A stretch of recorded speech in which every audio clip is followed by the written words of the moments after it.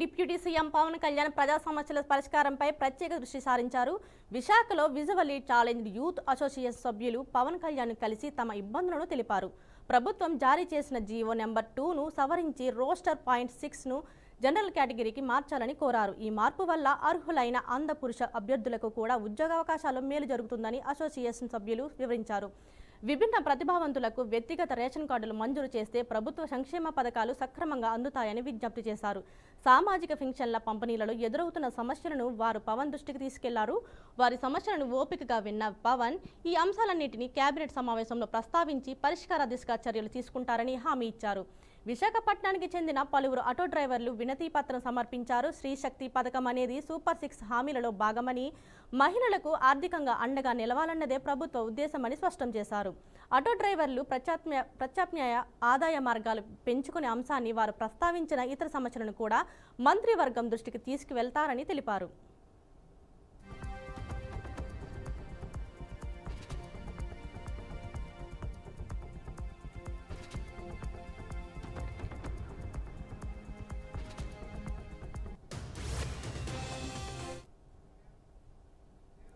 చంద్రబాబు పెద్ద క్రెడిట్ చోర్ అని మాజీ మంత్రి అంబటి రాంబాబు అన్నారు. పనిచేసేది ఒకరు అయితే క్రెడిట్ పొందేది ఒకరని విమర్శించారు. కుప్పంకు మాజీ సీఎం జగన్ 2024 ఫిబ్రవరి 26 హంద్రీని ద్వారా నీళ్లు ఇచ్చారన్నారు. అప్పుడు జగన్ నీళ్లు ఇస్తే చంద్రబాబు తన వల్లే నీళ్లు వచ్చాయని ఇప్పుడు చెప్పుకుంటున్నారని విమర్శించారు. ఇరిగేషన్ శాఖ మంత్రిగా తాను కూడా జగన్ హంద్రీనివా ద్వారా కుప్పానికి నీళ్లు ఇచ్చిన కార్యక్రమంలో పాల్గొన్నారని చెప్పారు.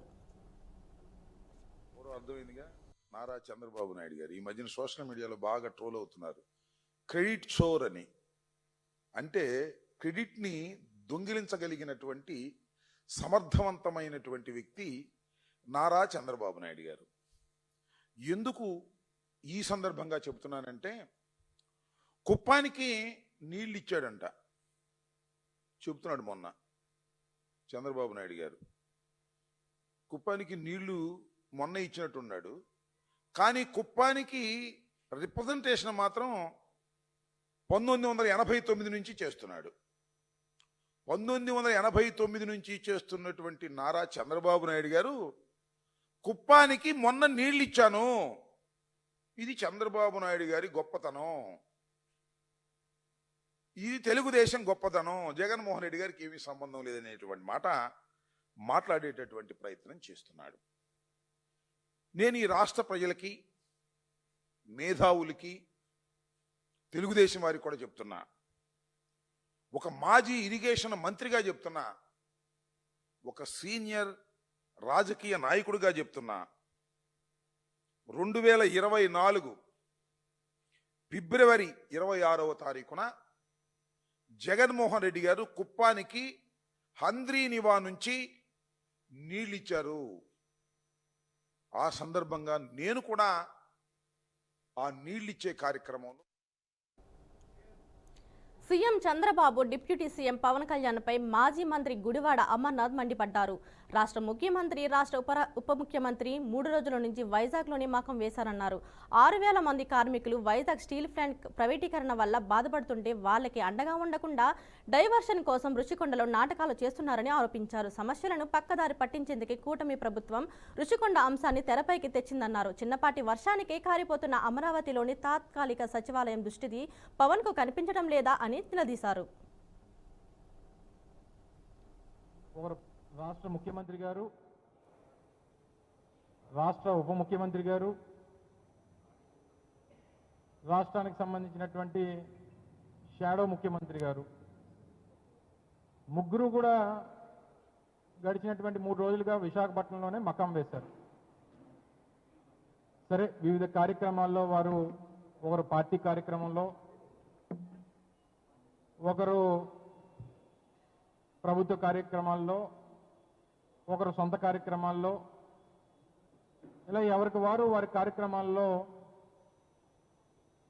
విశాఖపట్నం పర్యటనలో భాగంగా వారు తిరుగుతూ ఉన్నారు. అయితే విశాఖపట్నం విచ్చేసినప్పుడు ఈ మధ్యకాలంలో ఈ ప్రాంత ప్రజలకు సంబంధించినటువంటి ఆత్మగౌరవం అయినటువంటి విశాఖపట్నం స్టీల్ ప్లాంట్ విషయంలో దాదాపు 6,000 మంది కార్మికులు రోడ్డున పడిపోయారు. వేలాది కుటుంబాలు దిక్కుతోచని స్థితిలో ఉన్నాయి.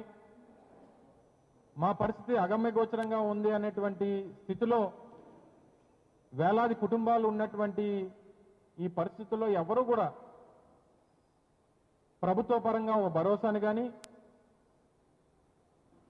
వారికి ఇచ్చినటువంటి సందర్భాలు లేవు. పైపెచ్చు చులకనగా వారి గురించి మాట్లాడినటువంటి విషయాలన్నీ కూడా చూసాం. రాష్ట్ర ముఖ్యమంత్రి గారు, రాష్ట్ర ఉప ముఖ్యమంత్రి గారు, రాష్ట్రానికి సంబంధించినటువంటి షాడో ముఖ్యమంత్రి గారు నెల్లూరు జిల్లాలో పరిస్థితులు దారుణంగా ఉన్నాయన్నారు మాజీ మంత్రి కాకాని గోవర్ధన్ రెడ్డి. ఎమ్మెల్యే శ్రీధర్ రెడ్డి హత్య ప్లాన్ వైసీపీపై వేయాలని చూడడం చేతకానితనమంటూ మండిపడ్డారు. మీ వాళ్ళు నీపై మర్డర్ ప్లాన్ చేస్తే మాపై నడడం ఏంటని ప్రశ్నించారు. ఎస్పీపై నమ్మకం లేదని చెప్పిన శ్రీధర్ రెడ్డి కేంద్ర బృందాలతో దర్యాప్తు చేయించాలని అన్నారు. సూపరింటెండెంట్ ఆఫ్ పోలీస్ కాదు, స్పాయిల్డ్ పోలీస్ వ్యవస్థను సర్వనాశనం చేశాడు. నెల్లూరు జిల్లాలో ఎంతో మంది ఉద్దండులు, జస్పాల్ సింగ్ దగ్గర నుంచి శ్రీనివాసరెడ్డి గారి దగ్గర నుంచి మొన్నటి సెంథిల్ కుమార్ దాకా ప్రతిపక్షం ఉన్నా అధికార పక్షం ఉన్నా ఎస్పీ అంటే ఈ విధంగా ఉండాలనుకుంటే ఈరోజు ఎస్పీ అసలు ఒక విధంగా చెప్పాలంటే హోంగార్డ్కి ఎక్కువ, కానిస్టేబుల్కి తక్కువ. అటువంటి వ్యక్తిని తీసుకొచ్చి ఎస్పీగా ఇస్తే అసలు అతను పనికి రావడంలా, చేయలేకపోతున్నాడు. లా అండ్ ఆర్డర్ అనేటువంటి పూర్తిగా అదుపుంది. అటువంటి పరిస్థితుల్లో ఈరోజు మరలా వీళ్ళు మాట్లాడుతున్నారు, వాళ్ళు మాట్లాడుతున్నారు. ఆ పరిస్థితులు ఏర్పడ్డాయి. కాబట్టి నేను మీకు ఒకవేళ నిజంగా చిత్తశుద్ధి ఉంటే మీకుంటుందని నేను అనుకోను. నేను డిమాండ్ చేస్తున్నా పెరోల్ విషయం కానీ ఈ మర్డర్ విషయం కానీ సిబిఐకి అప్పచెప్పండి. మీ ప్రభుత్వం చేయలేదు, మీకు చేత కాదు, మీ వల్ల కాదు. కాబట్టి చంద్రబాబు నాయుడుకి వాస్తవాలు తెలియాలి అంటే అసలు నెల్లూరు జిల్లాలో ఏమి జరుగుతుందనేటువంటిది వాస్తవిక అంచనా ఉండే చంద్రబాబు నాయుడు దాగుడు మూతలాడుతున్నాడా, నిజంగా నిజాలు తెలియలేదా? నిజాలు తెలియకపోతే ఈ పోలీసు వాళ్ళు తెలియదు నీకు, ఈ పోలీసులు నీకు వాస్తవాలు చెప్పరు. నువ్వు సిబిఐ లాంటి ఒక కేంద్ర దర్యాప్తు సంస్థను చేసుకొస్తే పారదర్శకంగా చేస్తే ఎన్నో వాస్తవాలు వెలుగు చూస్తాయి, ప్రజలకు కూడా అర్థమవుతుంది. అంతే తప్ప నోరుంది కదా అని మీ ఇష్ట ప్రకారం జగన్మోహన్ రెడ్డి గారు, వైఎస్ఆర్ కాంగ్రెస్ పార్టీ, నీతో పాటు తిరిగినటువంటి వ్యక్తులు వాళ్ళు ఏదో ముందు కొట్టి మాట్లాడితే ఆ వీడియోలు తీసుకొచ్చి వైఎస్ఆర్ కాంగ్రెస్ పార్టీకి జగన్మోహన్ రెడ్డి గారికి అంటగట్టి జగన్మోహన్ రెడ్డి గారి మీద వ్యక్తిగతంగా దూషిస్తే చంద్రబాబు నాయుడు గారి దగ్గర నాకు మార్పులు వస్తాయనేటువంటి దుర్మార్గమైనటువంటి ఆలోచన చేసి మా మీద మాట్లాడటం సరైనటువంటి పద్ధతి కాదు. శ్రీధర్ రెడ్డి, నీ పద్ధతి మార్చుకో. దీని మీద వాస్తవాలు బయటపడాలంటే నువ్వు సిబిఐ విచారణకు సిద్ధపడు. ఎస్పీ అనేటువంటి వాడు అసమర్థుడు.